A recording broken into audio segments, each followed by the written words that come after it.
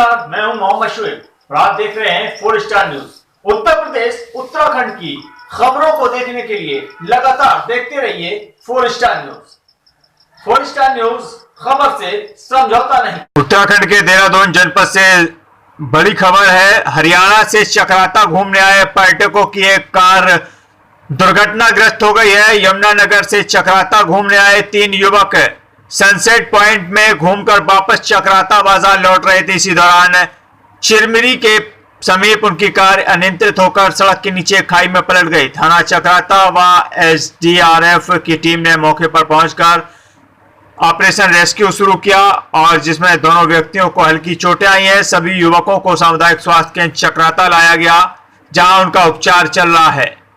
SO का कहना है कि संभवतः युवक तेजी में रहे होंगे, लेकिन मौके पर पेड़ एवं झाड़ियां होने से दुर्घटना बच गई है। बड़ी दुर्घटना का शिकार नहीं हो सके युवक।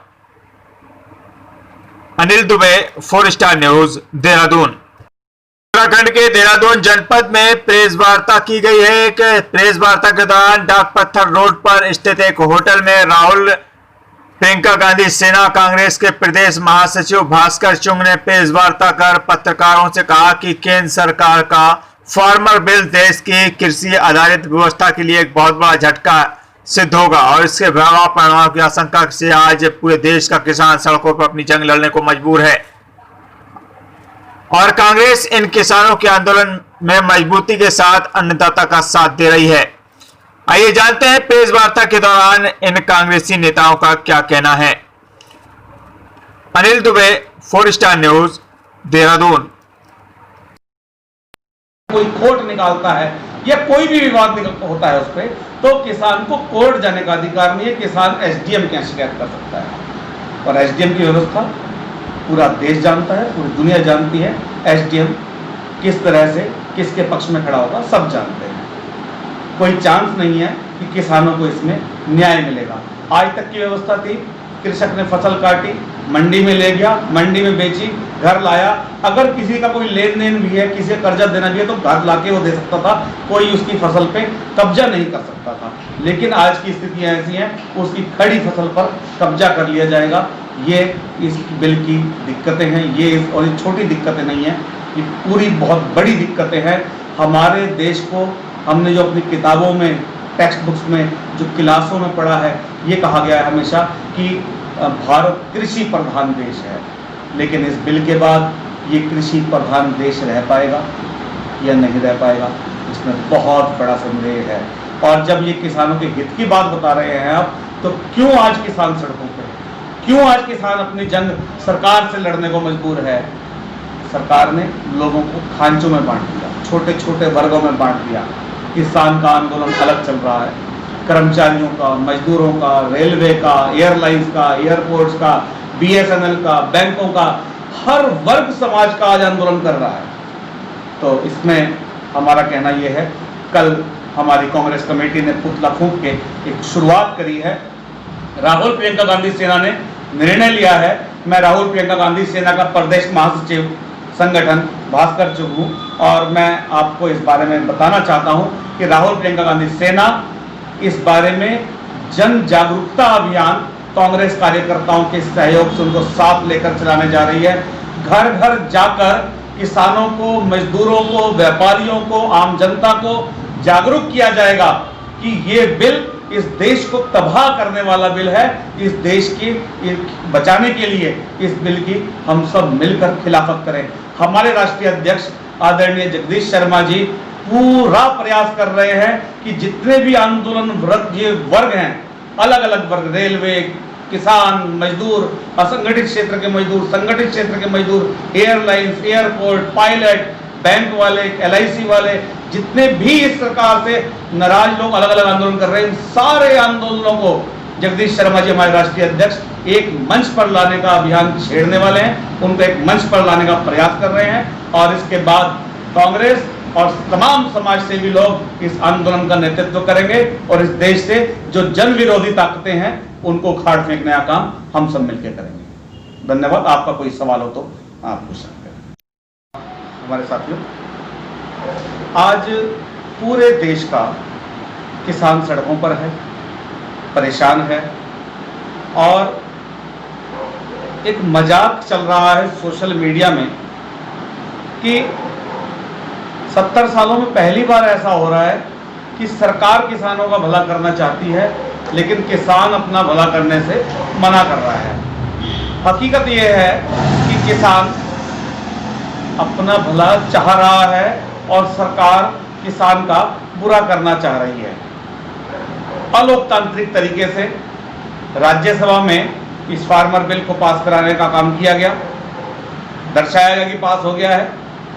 और ये जो बिल है फार्मर बिल, ये पूरी तरह से किसान के हितों के खिलाफ है। भारतीय जनता पार्टी के लोग, सत्ताधारी पार्टी के लोग जगह जगह घूम घूम कर प्रेस कॉन्फ्रेंस करके और तरीकों से किसानों को और आम जनता को ये बात समझाने की कोशिश कर रहे हैं कि ये बिल किसान के हित में है, जबकि हकीकत इसके ठीक उलट है। ये जो फार्मर बिल है या ये कानून जो बनने जा रहा है, ये कानून इस देश की किसानी की, कृषि व्यवस्था की, अर्थव्यवस्था की, ये ऐसी की तैसी कर देगा, इसको खत्म कर देगा। इस देश से कृषि की जो है कृषि लुप्त हो सकती है, इतना बुरा हाल होने के चांस हैं। ये जो कृषक बिल है, ये पूरी तरह से जो सामंतवादी प्रक्रिया है, ये उस पर डिपेंड है। अंग्रेजों के समय में जो स्थिति किसानों की देश में थी, ये बिल उसको दोबारा से लेके आने जा रहा है। थोड़ा इसको समझने की जरूरत है, आप समझेंगे। एक किसान, उसकी पूरी की पूरी कृषि से लेके हर चीज डिपेंड करती है कर्ज पर, लोन पर।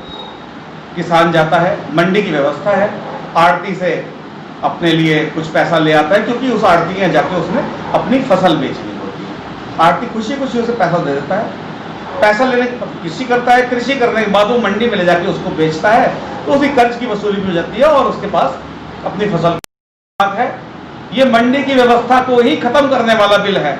आप सोचिए, मान लिया किसी व्यक्ति ने एक बाइक ली और उस बाइक की वो जब किस्तें दे रहा होता है, उसकी 2 से 3 किस्तें रुक जाती हैं, तो जो फाइनेंस कंपनी होती है, जो फाइनेंसर होता है, वो उसके गुंडे आते हैं और उसकी बाइक को उठाकर ले जाते हैं।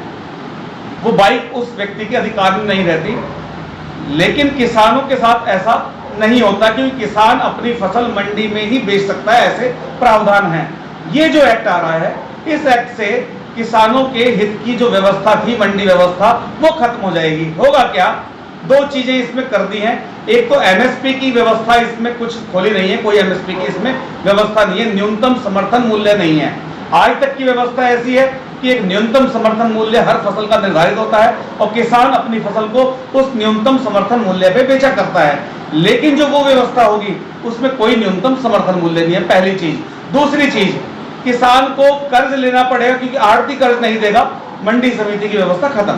किसान को कर्ज लेना पड़ेगा किससे? किसान साहूकार से, फाइनेंस कंपनियों से, बैंकों से, प्राइवेट बैंकों से कर्ज लेगा और उस कर्ज को लेने के बाद स्थिति यह आएगी कि किसान की फसल खेत में खड़ी हुई होगी और फाइनेंसर, साहूकार उसके खेत पे पहुंच जाएगा और किसान को कह देगा कि मेरे तेरे पे इतने लाख का कर्ज बाकी है, इस फसल की कटाई तू करेगा, लेकिन ये फसल मैं रखूंगा। और उसके फसल को लेने के बाद देखते हैं कि तेरे पे कर्ज कितना बाकी रह जाता है। साल भर किसान ने मेहनत करी अपनी फसल को उगाने के लिए और उस फसल पे किसका कब्जा हो गया? साहूकार का, पूंजीपति का। एक व्यवस्था ये है। दूसरी व्यवस्था, आप इसको भी समझ लीजिए, एमएसपी की व्यवस्था खत्म है। तीसरी बात, कॉन्ट्रैक्ट फार्मिंग। किसान से पहले ही तय कर लिया जाएगा कि तुम्हारी ये जमीन है, इस पे खेती तुम करोगे, बीज हम देंगे, खाद हम देंगे और जो फसल होगी वो फसल भी हमारी होगी। जब वो फसल किसान ने उस पूंजीपति को दे दी, क्योंकि उसी का अधिकार है और कोई ले नहीं सकता।